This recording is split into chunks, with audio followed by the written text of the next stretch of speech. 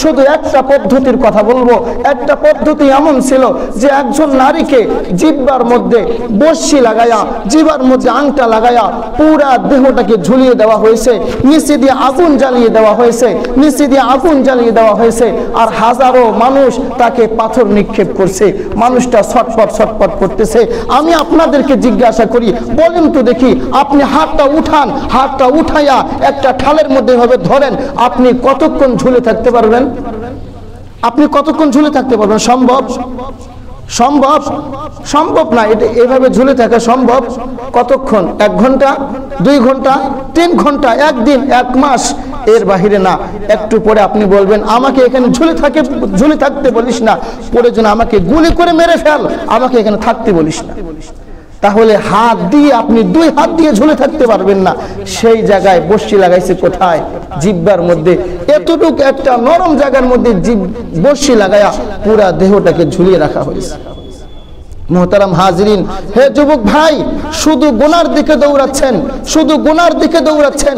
আমরা কোথায় দৌড়াচ্ছি? আমরা আমাদের গন্তব্য কোথায়? কেন এসেছি পৃথিবীতে? কি করতেছি? কি নিয়ে যাচ্ছি? কি করতেছি? একটু কি ভাবার সময় আমাদের এসেছে? ইস্তাফতি নাফসাক, একটু নিজেকে ভাবুন, একটু নিজেকে জিজ্ঞাসা করুন, কেন আসছিলাম, কি করতেছি, কি নিয়ে যাচ্ছি? কেন আসছিলাম, কি নিয়ে যাচ্ছি, কি নিয়ে যাচ্ছি? জাহান্নামের আগুন আল্লাহ তাআলা কিয়ামতের মাঠে, আল্লাহ তাআলা কিয়ামতের মাঠে জাহান্নামের ফেরেশতাদেরকে বলবেন, কিয়ামতের মাঠ যখন কায়েম হয়ে যাবে, আল্লাহ তাআলা ফেরেশতাদেরকে বলবেন, যা যা জাহান্নামকে এবার উঠাই নিয়ে আস। ফেরেশতারা যাবে, জাহান্নামকে 7 তবক জমিন থেকে উঠাই নিয়ে আসবে, 7 তবক জমিন থেকে উঠাই নিয়ে আসবে। আল্লাহ তাআলা আবার বলবেন, এই জাহান্নামকে তোরা শক্ত করে ধরে রাখিস, আমার ক্ষুধার্ত জাহান্নাম, ও কিন্তু অনেক ক্ষুধার্ত, প্রচন্ড রাগ, অনেক ক্ষুধার্ত, তোরা যদি শক্ত করে ধরে না রাখিস তাহলে হয়তো এমন ভাবে ও দৌড় দিবে, এমন ভাবে আসবে, সবাইকে একসঙ্গে গ্রাস করে ফেলবে, আমাকে হিসাবও করতে দিবে, আমাকে হিসাবও করতে দিবে না। এক একটা শিকলকে জাহান্নামের 70,000 ফেরেশতা আনতে থাকবে। জাহান্নামের 4টা পা আছে, 70,000 মুখ আছে, 70,000 মুখের মধ্যে 70,000 করে দাঁত আছে। এক একটা করে দাঁত 10 মাইল পর্যন্ত লম্বা, এক একটা করে দাঁত 10 মাইল পর্যন্ত লম্বা। জাহান্নামকে যখন ফেরেশতারা আনতে থাকবে, টাইনা টাইনা আনতে থাকবে, দূর থেকে ক্ষুধার্ত জাহান্নাম যখন নাফরমানদেরকে দেখতে পারবে আর ঠিক থাকতে পারবে না। জাহান্নাম লাফাইতে লাফাইতে আসতে থাকবে, লাফাইতে লাফাইতে আসতে থাকবে। ফেরেশতারা কোটি কোটি ফেরেশতারা সেদিন জাহান্নামকে টেনে রাখতে পারবে না, সেদিন জাহান্নামকে টেনে রাখতে পারবে না। আল্লাহ তাআলা বলেন, ওকে শক্ত করে ধরে রাখ, ওকে শক্ত করে ধরে রাখ। এমতো অবস্থায় যখন জাহান্নামকে ধরে রাখা হবে, জাহান্নামকে যখন ধরে রাখা হবে, জাহান্নাম সেখান থেকে গর্জন মারতে থাকবে, গর্জন মারতে থাকবে। গর্জন মারতে মারতে এমন কিছু ফেরেশতা বের হবে যাদের হাতে হাত করা থাকবে, পায়ে বেড়ি থাকবে, হাতে হাত করা থাকবে, হাতে লাগাম নিয়ে বের হবে। তারা শুধু আগুন, নাক দিয়ে আগুন বের হতে থাকবে, দাঁতগুলো এক একটা বড় বড় থাকবে। এমতো অবস্থায় দেখে পুরা হাসরের মাঠ অন্ধকারে নিমজ্জিত হয়ে যাবে, সকল মানুষ দিশাহারা আত্মহারা হয়ে যাবে। যত বড় বড় নবী আছে, ঈসা আলাইহিস সালাম নাফসি নাফসি, মুসা আলাইহিস সালাম নাফসি নাফসি, ইদ্রিস আলাইহিস সালাম নাফসি নাফসি, আজরাইল নাফসি নাফসি, ঈসা নাফসি নাফসি, ইসরাফিল নাফসি নাফসি। শুধুমাত্র একজন ব্যক্তি, শুধুমাত্র একজন ব্যক্তি, রব্বি হাবলি উম্মতি, রব্বি হাবলি উম্মতি। আল্লাহ তাআলা নবীজিকে বলতে থাকবে, ও নবীজি, আল্লাহ তাআলা সেদিন বলতে থাকবে, নবী আলাইহিস সালাতু ওয়াস সালাম সিজদার মধ্যে গিয়ে বলবে, রব্বি হাবলি উম্মতি, রব্বি হাবলি উম্মতি। আল্লাহ তাআলার পক্ষ থেকে কোনো উত্তর আসবে না, আল্লাহ তাআলার পক্ষ থেকে কোনো উত্তর আসবে না। নবী আলাইহিস সালাতু ওয়াস সালাম নিরাশ হয়ে যাবে, নিরাশ হয়ে আল্লাহ তাআলাকে বলতে থাকবে, ওগো মাবুদ, আপনি যদি আমার কথার আহ্বান না দেন, আমার কথা না শুনেন, বিশেষ করে দয়া করে আমার উহুদের ভাঙ্গা দাঁত দুটির বিনিময়ে আজকে আমার গুনাহগার উম্মতগুলোকে মাফ করে দেন।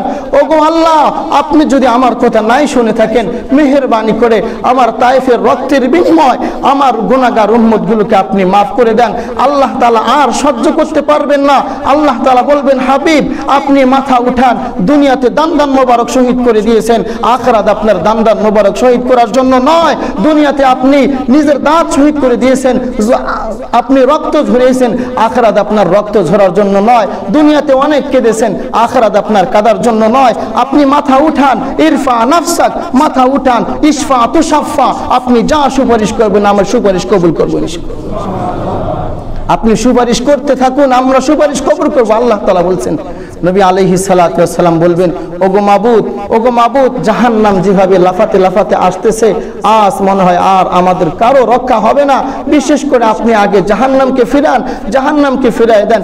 আল্লাহ তাআলা নবীজিকে কাছে টান দিবেন, কাছে টান দিয়ে বলবেন, হাবিব গো, এই যে পানিটুকু আপনাকে দিলাম, এই পানিটুকু নিয়ে আপনি জাহান্নামে ছিটায় দেন।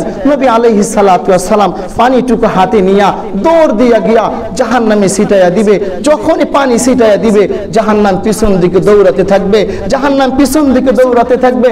নবী আলাইহিস সালাতু ওয়াস সালাম এসে বলবেন, আল্লাহ, যেখানে কোটি কোটি ফেরেশতারা জাহান্নামকে আটকায় রাখতে পারে না, জাহান্নাম স্থির থাকতেছে না, লাফায় আসতেছে, এটা কোন কুদরতি পানি যে একটু পড়ার সঙ্গে সঙ্গে জাহান্নাম পিছন দিকে যাইতে থাকে।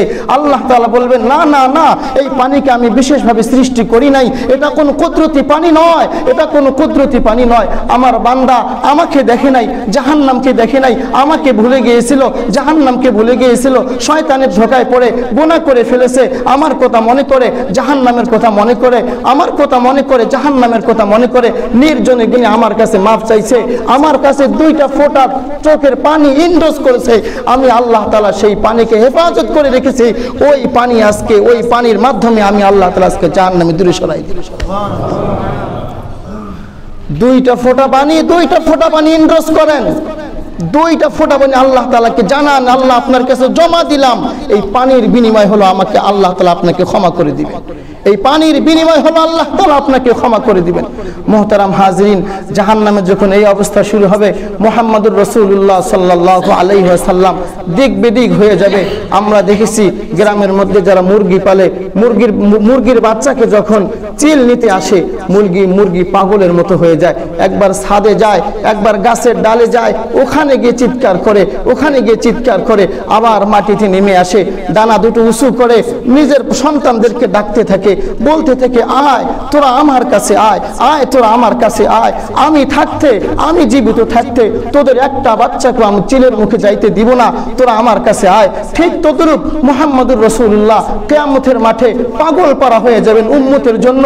এই এখান থেকে মিজানে ইনদা সিরাত, মিজান ফুল সিরাতে যাবেন, ইনদাল মিজান, ওখানে আমলনামা বান্দার কম হয়ে গেছে, উম্মতের কম হয়ে গেছে, দুরূদ পড়েছেন, দুরূদের গাঁটটি নিয়ে মুহাম্মদুর রাসূলুল্লাহ যাবেন। এদিকে একদল উম্মত পিপাসার্ত অবস্থায় থাকবেন, মুহাম্মদুর রাসূলুল্লাহ সেখানে গিয়ে আপনাকে পানি পান করাবেন, তাহলে এই হলো মোটামুটি জাহান্নামের কথা বললাম। তাহলে আপনার জন্য নবীজি এখনো কান্না করতেছে। আপনি বিশ্বাস করবেন না, কিয়ামতের যখন মাঠ যখন কায়েম হয়ে যাবে, সবার আগে হযরতে আজরাইল আলাইহিস সালাতু ওয়াস সালাম বলবেন, ইরফা, ওগো নবীজি উঠুন।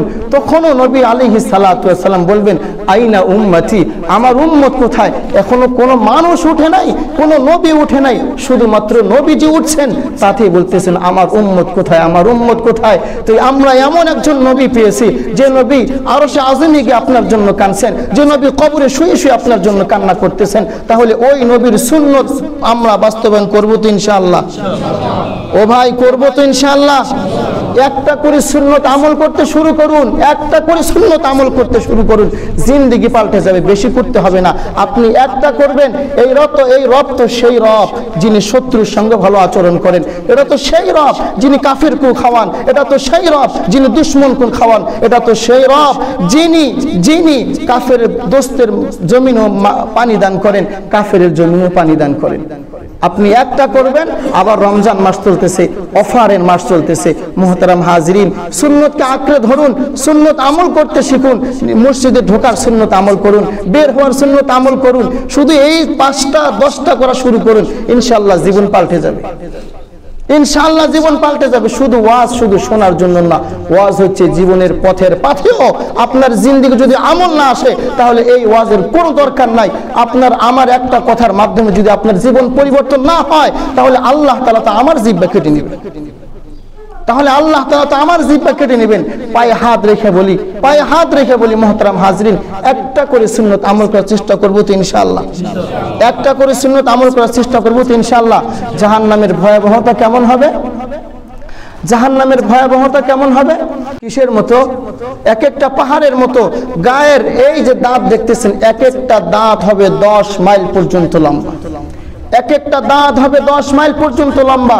দুই মারি যে আছে, দুই মারি উপরের মারি এবং নিচের মারি, এক একটা মারি হবে 450 কিলোমিটার লম্বা। এই মানুষকে যখন পানি পান করানো হবে, এই মানুষকে যখন ফুটান্ত গরম পানি পান করানো হবে, সব যখন গোশত মাংস ঝলসে যাবে তখন দেখতে খুব সুন্দর হবে, তাই না? দেখতে খুব সুন্দর হবে মনে হয়। আপনি কাকে কষ্ট দিচ্ছেন কথা বলে? কাকে কষ্ট দিচ্ছেন কথা বলে? এক একটা জামা পরানো হবে, এক একটা জামা পরানো হবে, এক একটা জামা পরাবে আলকাতরা জামা পরিয়ে দেওয়া হবে। এই কাত থেকে নিয়ে এই কাত পর্যন্ত মুহাম্মদুর রাসূলুল্লাহ হাদিসের মধ্যে বলেন, এই কাত থেকে এই কাত পর্যন্ত, মক্কা থেকে মদিনা যতদূর পর্যন্ত, এই কাত থেকে এই কাত পর্যন্ত চওড়া হবে অতদূর পর্যন্ত, অতদূর পর্যন্ত চওড়া হবে। এক উরু বাইজা নামে এক পাহাড় আছে, ওই পাহাড়ের মতো হবে এক একটা করে উরু। তাহলে আপনি এই দেহ, এই মাথা আপনি নিয়ে হাঁটবেন কিভাবে? আল্লাহ তাআলা বলতেছেন একজন জাহান্নামের বসার জায়গা হবে 4500 কিলোমিটার। একজন জাহান্নামী ব্যক্তির বসার জায়গা লাগবে, জাহান্নামের ব্যক্তি বসার জায়গা লাগবে 4500 কিলোমিটার। এত বড় দেহ আল্লাহ তাআলা বানায় দিবে। আপনি কিসের প্রস্তুতি নিচ্ছেন? কার পিছনে ছুটছেন?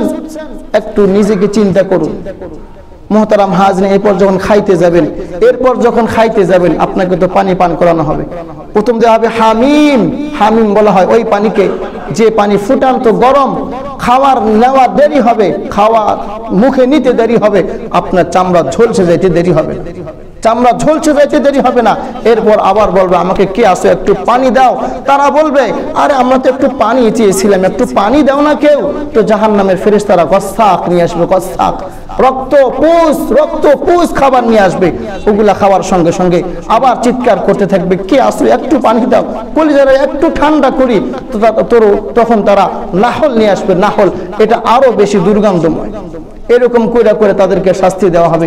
শেষবারের মতো তারা আফসোস করতে থাকবে, এই ফেরেশতারা তোরা তো আমার কথা শুনিস না, তোরা তো আমাদের কথা বুঝিস না, ওই যে শাস্তি দিচ্ছি সেই তখন থেকে একটা বার আমাদের কথা রাখলি না। মেহেরবানি করে জাহান্নামের ফেরেশতা যিনি মালিক ওনাকে একটু ডাক দাও, ওনাকে একটু ডাক দাও। যে ওনাকে যখন ডাকা হবে, মূল জিম্মাদার ওনাকে যখন ডাকা হবে, উনি উত্তর দিবেন 70,000 বছর পর।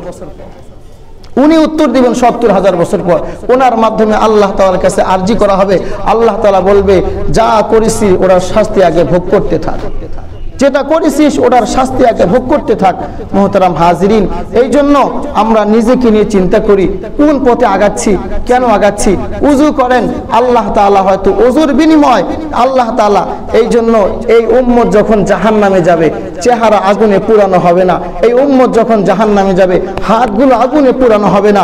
এই উম্মত যখন জাহান্নামে যাবে পাগুলো পুরানো হবে না। এই উম্মত যখন জাহান্নামে যাবে হাতে বেড়ি থাকবে না, গলায় জিঞ্জির থাকবে না, আবার আর যত শাস্তি আছে এগুলো পোড়ানো হবে না।